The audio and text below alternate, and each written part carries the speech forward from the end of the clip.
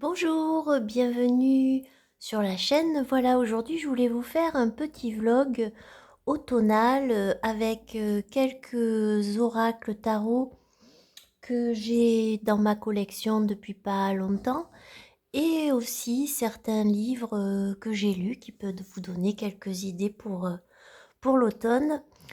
Si vous entendez des ronflements, c'est mon chien qui, qui se détend bien sur le canapé. Voilà. Donc, pour commencer, je vais vous parler d'un oracle qui est sorti en français il y a très peu de temps.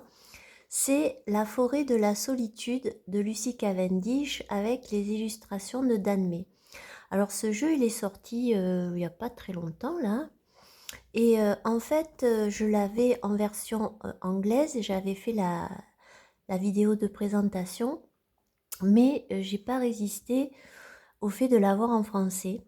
Donc je ne vais pas vous le représenter, mais ce qui diffère un peu de la version, on va dire, anglaise, c'est qu'on a simplement en plus un petit pochon de couleur marron un peu irisé. Et c'est un oracle qui m'est très cher parce que je le trouve très... Enfin, en tout cas, il parle à ma sensibilité, autant par les textes que par les illustrations, les peintures de Dan May. Donc, vous voyez, c'est toujours... alors, c'est très automnal, hein, puisqu'on a ce personnage.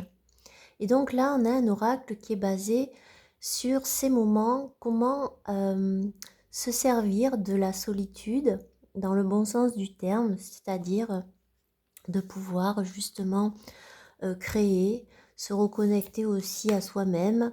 Voilà, du bas vers le haut. J'aime beaucoup, beaucoup. Ça me parle vraiment, ces illustrations-là. Voilà. Donc celui-là, je l'utilise maintenant, enfin, cette période-ci, et encore plus contente du coup d'avoir cette version française. Et vous allez voir qu'à l'intérieur, en fait, c'est un oracle qui vous réconforte quelque part. Donc à l'intérieur du livret en noir et blanc, vous avez toute une introduction. Le fait que c'est vrai que quand on vit voilà, son quotidien, on est souvent entouré de monde, on est souvent sollicité par des personnes, par le bruit, enfin, toutes ces choses-là. Et on a peut-être besoin de ces instants de solitude pour pouvoir se recentrer un peu sur soi. On a des exemples aussi de tirages, hein, et vous allez voir qu'au niveau des textes, on a à chaque fois un paragraphe qui vous explique la carte. Et je trouve que les textes sont bien traduits. Et je les trouve touchants et émouvants. Voilà, donc cet oracle-là est dans ma collection, maintenant en plus en français. Donc ça, c'est le premier oracle.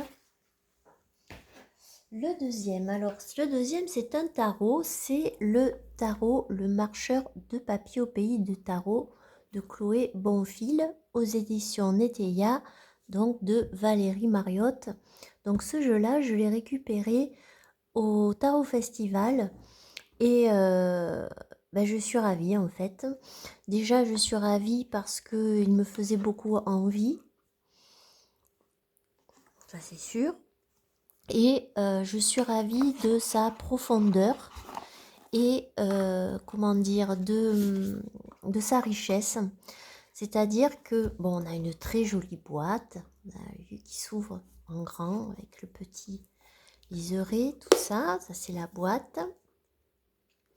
Donc ici, on a de la part de Chloé vraiment tout un univers. On voit que dans son jeu, elle a pensé à tout. Donc je vous montrerai quelques cartes après, même si je pense que vous connaissez aussi son oracle, le marcheur de papier. Donc là on a 78 cartes. Alors je voulais porter votre attention surtout sur le livre, parce que ce livre eh bien, il y a beaucoup de choses à l'intérieur. Et ça peut être vraiment un compagnon de route extraordinaire pour plein de choses différentes. Je vais vous montrer. Donc j'ai une petite dédicace. Voilà, ça c'est Chloé Bonfil. Et là nous avons donc pour les éditions Théa.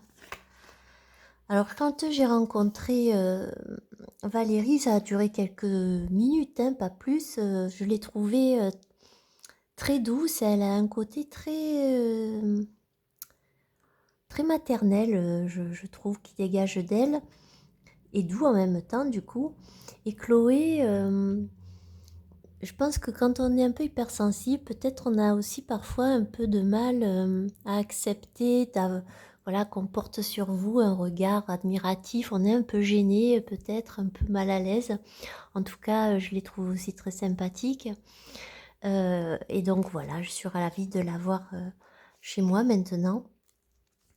Et puis bon, moi en plus, comme je suis quand même timide et que j'ose pas trop, voilà, j'ai peur de déranger, on va dire, donc j'ai pas non plus essayé de trop discuter avec elle, mais en tout cas, ce sont deux personnes qui ont l'air très douces et très bienveillantes dans leur façon d'être. Donc, on a cette introduction. Qu'est-ce qu'on a que je voulais vraiment vous partager avec vous? Donc, l'influence du tarot. On a vraiment un univers, c'est-à-dire que je vais vous montrer une carte. On a un dos des cartes qui va représenter ce monde du marcheur de papier. Donc, tout en bas, on va avoir le monde cristallin qui va correspondre au monde des émotions. Ensuite, va venir le monde, alors là, je ne me rappelle plus, mais parce que je ne me souviens pas de tout. C'est le monde, voilà, le monde sucré. Alors le deuxième, c'est le monde sucré. Donc là, on est avec des marcheurs de papier qui font de la cuisine. Donc on est dans le côté plus matériel. On est donc dans les deniers, pentacles.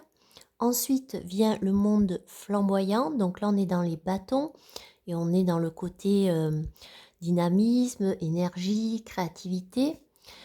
Le dernier monde qui est le monde des parfums, si je ne dis pas de bêtises, c'est comme ça.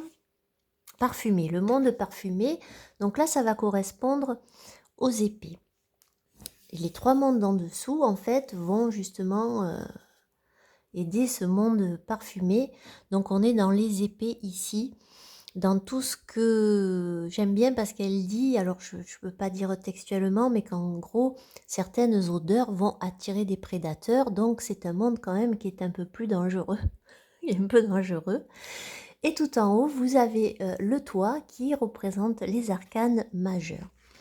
Donc on a une végétation et une lune qui est, comment dire, particulière hein, pour chaque monde, qu'on ne va pas obligatoirement retrouver sur toutes les cartes, mais en tout cas elle y est. On a les couleurs aussi, c'est-à-dire que ce qui est intéressant, c'est que quand vous allez faire votre tirage, vous allez avoir par exemple, voilà, trois cartes avec une majorité de bleu. Donc d'un coup à l'œil, vous allez vous dire, ah ben oui, il y a le côté émotion, mais là bon, c'est plus arcane majeur, donc voilà, il y a un côté quand même beaucoup, on va pouvoir associer avec la famille auquel elles appartiennent, ça peut nous aider, ça peut nous faire un point de voilà d'intérêt en plus. Ensuite, donc on a beaucoup de tirages. Donc elle nous explique, je vais vous montrer différents tirages. Donc on a du haut des cartes, elle a toujours mis des exemples en plus. On a le tirage de la nuit. Attendez, parce que moi j'en oublie, le tirage de la nuit. Donc ça c'est une carte. Duo de cartes. Ensuite, tirage de l'ombre et de la lumière, tirage de la nuit et le tirage de l'artiste. Donc, pour chaque monde, vous allez avoir donc ici le monde cristallin. Donc, ce sont les coupes. Donc, nous allons avoir l'élément, la saison, la teinte, le bleu, la créature gardienne et la période de vie. Et donc, dans ce monde cristallin, voilà, c'est un petit peu le résumé de ce que ça va montrer, ce monde. Donc, ça va vous permettre de vous connecter à vos émotions, d'exprimer vos ressentis, d'honorer vos valeurs, respecter votre propre rythme. Donc, pour chaque monde, on va retrouver ça comme présentation. Et donc, ici, on a, par exemple, pour ça c'est le cultivateur de cœur, donc l'as de coupe, on a des cartes ciel. Donc vous avez un tirage à 2 cartes où vous allez prendre, on va dire, la signification pour une carte de la carte ciel, ce qui a marqué en ciel, et l'autre carte, carte étoile.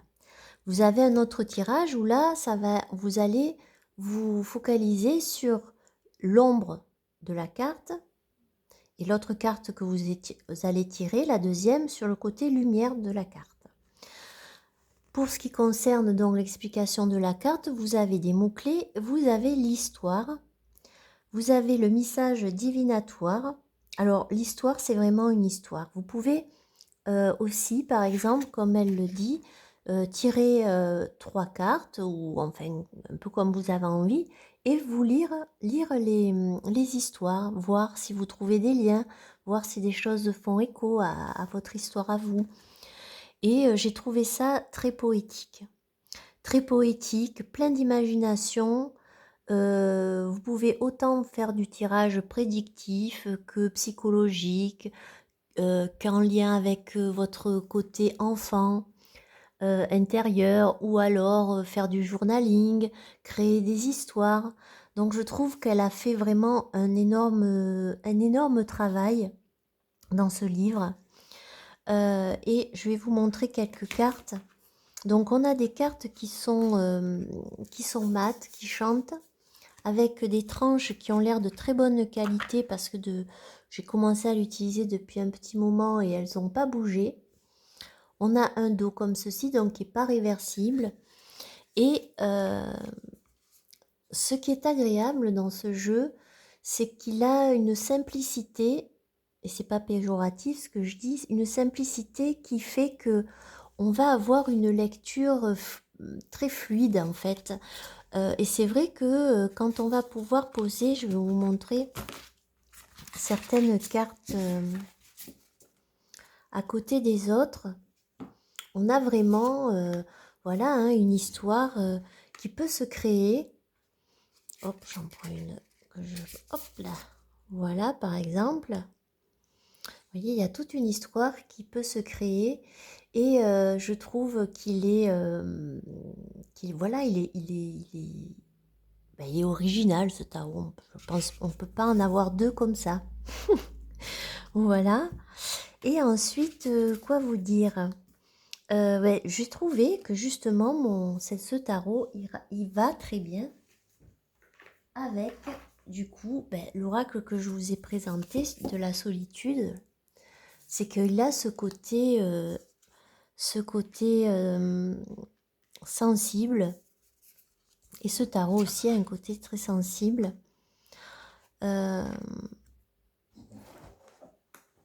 Voilà, et je trouve qu'ils vont très bien ensemble.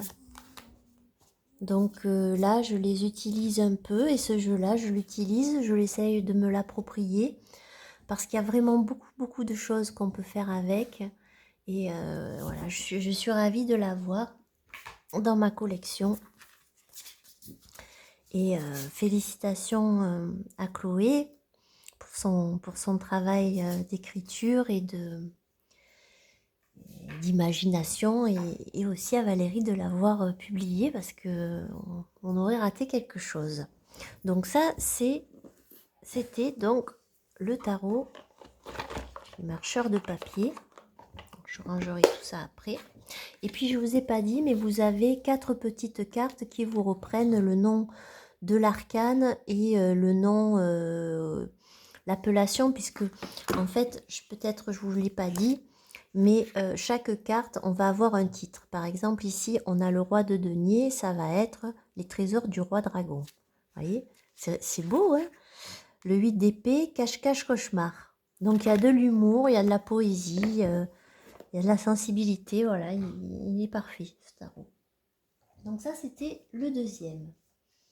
Le troisième jeu avec lequel je travaille petit à petit, c'est l'Alter Tarot. Alors je ne vais pas vous le présenter en détail non plus parce que de toute façon il est plus dispo. Mais je vais vous dire un petit peu l'expérience que j'ai de ce jeu. Donc c'est un mélange de jeux entre les arcanes majeures qui vont être, on va être plus dans le tarot, et les mineurs, ça va avoir un lien avec la cartomancie.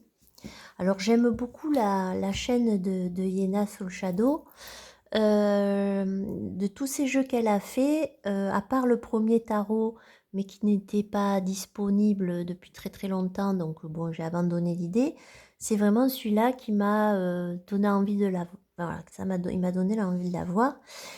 Mais au début, quand j'ai vu tout l'engouement qu'il y avait autour de ce tarot, moi je suis un petit peu bête, c'est-à-dire que des fois, quand un jeu a trop de succès, j'ai tendance à me dire que c'est pas, enfin c'est pas pour moi, ou je me dis, enfin voilà, j'ai tendance toujours à vouloir chercher le jeu un peu rare, etc. et pas trop à la mode. Donc là, je voyais que c'était un jeu qui allait devenir vraiment à la mode. Donc je l'ai vu passer plusieurs fois sur le site du Salon des Arcanes. Il était dispo. En plus, moi, chaque fois, je me connectais. Parce que j'ai vu qu'il y avait certaines personnes qui râlaient un peu des heures pour pouvoir le choper. Et en fait, vers la fin du mois d'août, je me suis dit, tiens, quand même, par curiosité, je vais aller regarder sa vidéo où elle présente les cartes dans le détail, quoi, le détail de ces cartes. Et en fait, il y a deux choses qui m'ont décidé de le prendre. La première, c'est quand elle a dit qu'elle avait voulu mettre dans son tarot des animaux et des enfants, parce que pour elle, c'était voilà ce qui représentait la pureté, l'innocence. Ça m'a touchée. Les illustrations, je les trouvais très jolies. J'aime beaucoup. Il y a un côté vintage, automnal, voilà.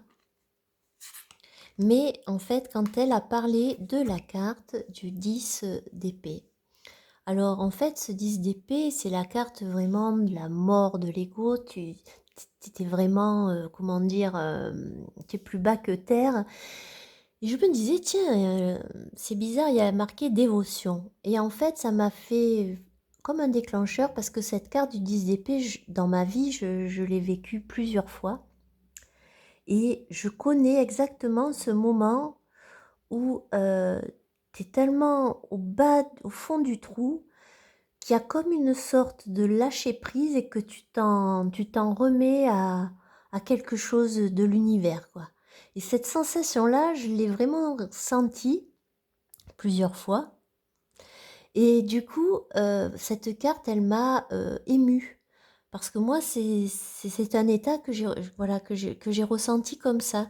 Comme cet ange, cette entité qui, à un moment donné, t'as plus qu'une chose à faire, c'est tu t'en remets à quelque chose, quoi. Et elle m'a tellement touchée que j'ai dit, ah ouais, je pense qu'on va pouvoir s'entendre. Après, c'est pas évident dans le sens où on va avoir les mots-clés qui vont être plus en lien avec la cartomancie. Mais voilà, je pense que ça m'est arrivé de l'utiliser là pour l'instant plus comme un oracle. Voilà, en complément de tirage, ou tirer deux cartes, ou essayer de voir. Je ne fais pas de gros tirages avec, mais je suis très contente de l'avoir dans ma collection. En plus, j'apprécie beaucoup parce que elle a vraiment fait un travail. Tout est recherché, que ce soit au niveau des illustrations, la façon dont sont positionnés les personnages, avec plutôt voilà, un regard vers l'arrière, vers l'avant, droit, etc. Et ça, j'apprécie, parce qu'en fait, on voit que son jeu, voilà, elle a vraiment, vraiment travaillé, quoi. Donc, c'est pour ça que je l'ai pris à la fin du mois d'août. Et ensuite, qu'est-ce que je vais vous présenter? Eh bien, je vais vous présenter un jeu que je qualifierais de, je sais pas, d'alien un peu dans ma collection. Alors, c'est un jeu qui est sorti en mass market à la rencontre de nos mémoires, voilà, sur le château de Fougeray. Alors je pense que je vais pas vous présenter le château de Fougeray. En fait, c'est un jeu, je me disais, en fait, c'est bon, c'est sûr, on se dit, oui, bon, c'est quand même un peu commercial, etc. Mais vraiment, j'ai tiré des cartes plusieurs fois avec, et je me suis dit, putain, il est quand même pertinent ce jeu. Alors dans ce livret, à chaque fois, on va avoir l'interprétation de la carte et le message de, comment dire, du défunt, hein, avec qui la Christelle Dubois, donc la médium, est rentrée en communication. Et on a des photos donc du château de Fougeray à l'intérieur. Donc il est parfait ce jeu pour la période Halloween, hein, je trouve. Donc c'est des photographies, c'est assez particulier. Vous voyez, le masque mortuaire par exemple, elle est un peu space celle-là. Enfin, on a beaucoup de cartes photos. Et c'est bizarre, je ne sais pas si c'est le fait d'avoir vu beaucoup de reportages sur le château de Fougeray, etc. Vous savez, les urbex, les machins. Mais c'est comme si j'avais un oracle où j'étais à la maison parce que finalement, je commence un peu à connaître les personnages, les pièces, je vois à peu près dans les vidéos que j'ai pu voir. Et je me suis dit que peut-être avec le Somnia Tarot, ça pourrait faire quelque chose de assez original à voir. Mais voilà, c'est le jeu un petit peu alien que j'ai dans ma collection, euh, mais que je trouve sympathique, voilà. C'est donc voilà.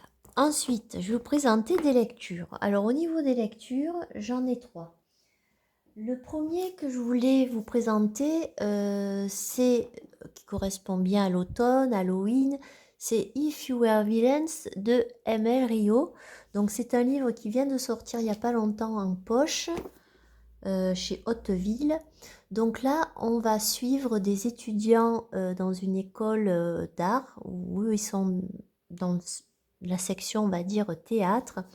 Et donc, il va y avoir un meurtre. Et donc ici, on est dans un roman où on va avoir du suspense pour savoir qui a tué. Mais en même temps, on est dans un côté très cosy, c'est-à-dire école, dans un vieux, sorte de vieux château. Il y a un côté très psychologique parce qu'on va voir comment les personnages vont se confronter euh, à la mort, comment ils vont interagir entre eux, comment ils vont s'aider, s'épauler entre eux. C'est un livre que je vous conseille si vous aimez déjà le théâtre.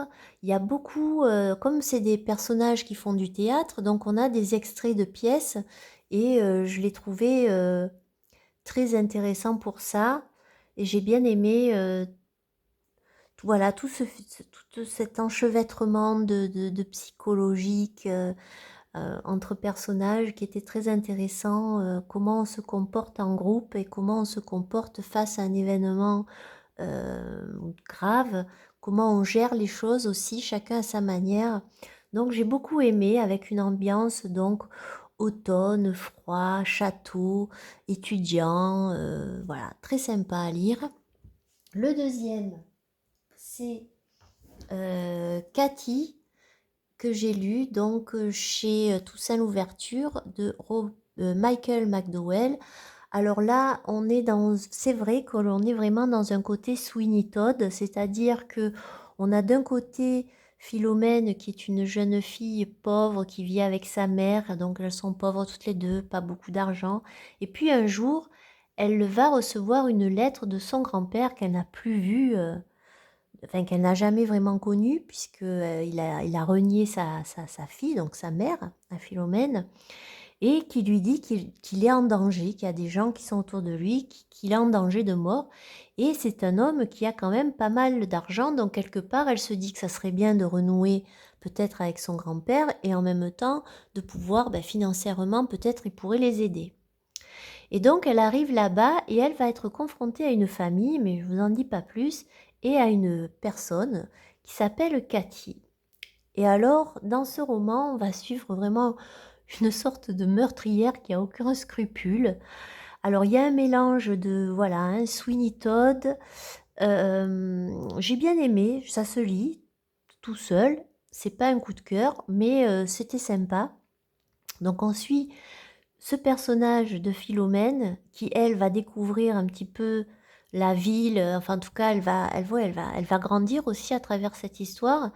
Et Cathy, personnage un peu effrayant, il y a un côté ésotérique dans ce livre, il y a un côté cartomancienne, un côté magie, euh, tueur en série. Enfin, en tout cas, c'était une bonne lecture d'automne. Et le dernier que je vais vous présenter, c'est un coup de cœur. Il s'agit, alors il est un peu gros, je ne sais pas si on va, je vais monter peut-être un peu la caméra. Donc c'est moi ce que j'aime chez les monstres. Alors ce livre, il est paru chez Toussaint Louverture il y a déjà un moment, mais je l'avais pas lu parce que c'est vrai que j'ai pas trop de culture, on va dire, roman graphique. Je trouve que c'est court, que souvent, bon, ça coûte quand même pas mal de sous, donc je préfère avoir un gros bouquin avec 100 000 pages qu'avoir, voilà. Mais ce livre-là, moi, c'est le titre qui m'a attirée, premièrement. Alors, je vais vous montrer juste, on va dire comme ça, vous voyez ce genre de dessin-là. Alors, il faut aimer. C'est pas ce que j'aime de prime abord au niveau graphique. Je trouve qu'il y a beaucoup de personnages qui sont pas très, voilà, qui sont pas super beaux. Mais comment vous dire? On y suit ici l'histoire de Karen. Karen, je vais vous la montrer si on la voit. Voilà, c'est ce personnage-là. Donc c'est une petite fille, Karen, qui se voit en loup-garou. C'est pas son vrai visage, mais elle se perçoit comme ça. Et donc ça va raconter la vie de cette petite fille dans une famille où elle vit avec sa mère et son frère, dans un Chicago des années 60 et où la vie est dure, pas facile, il y a beaucoup de violence aussi. Et à un moment donné, dans son immeuble, il va y avoir sa voisine qu'elle aime beaucoup qui meurt et elle décide d'enquêter sur pourquoi elle est morte, qui a pu la tuer, etc. Donc, on va suivre l'histoire de la famille de Karen et cette histoire-là. Et je peux vous dire que quand j'étais on va dire peut-être à, je sais pas moi, parce qu'il n'y a pas les numéros sur les pages, mais 100, 150 pages, je me suis dit je ne pourrais pas le terminer parce qu'il est quand même, on voit très bien ici que les monstres n'ont rien à voir avec les vampires, les loups-garous et autres créatures qu'on peut s'imaginer, mais que l'être humain est lui-même le monstre. Et c'était très dur. Et je me suis dit, enfin voilà, moi je sais que j'ai du mal à me détacher de ce que je peux lire et je me suis dit, putain, quand même, faut avoir le moral pour lire ce livre.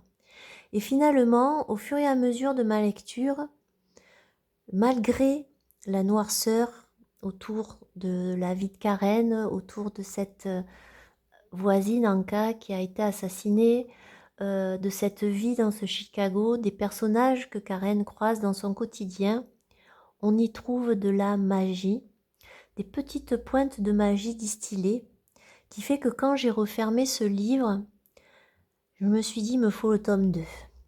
Voilà, c'est simple.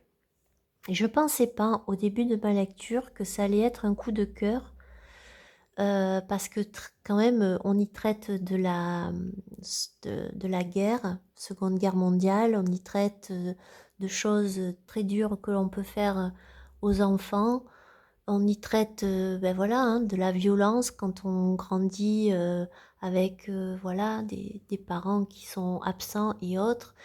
Et cette Karen, on la voit grandir, elle, petit à petit, au fil de ses découvertes, au fil de ses rencontres. Et c'est mélancolique un peu, oui, mais c'est vraiment un livre qui remontre la vie, en fait, hein, telle qu'elle peut être. Et vraiment, vraiment, il y a beaucoup de poésie malgré la noirceur. Et on a envie de savoir, et j'ai envie de savoir qu'est-ce que va donner ce tome 2. Et en plus, il sort dans pas longtemps, je crois début novembre, donc voilà. Et je peux que vous le conseiller. Et même si au niveau graphique, c'est pas votre style, parce que moi ça ne l'est pas, eh bien on s'attache malgré tout à certains personnages qui sont moches, entre guillemets, en tout cas qui ne vous attirent pas, qui ne vous... Voilà. Donc moi ce que j'aime c'est chez les monstres, vraiment un gros coup de cœur. J'espère que cette vidéo vous a plu, vous a donné peut-être quelques petites idées de lecture ou de tarot ou d'oracle à avoir. Et je vous dis à bientôt. Et merci beaucoup. Au revoir.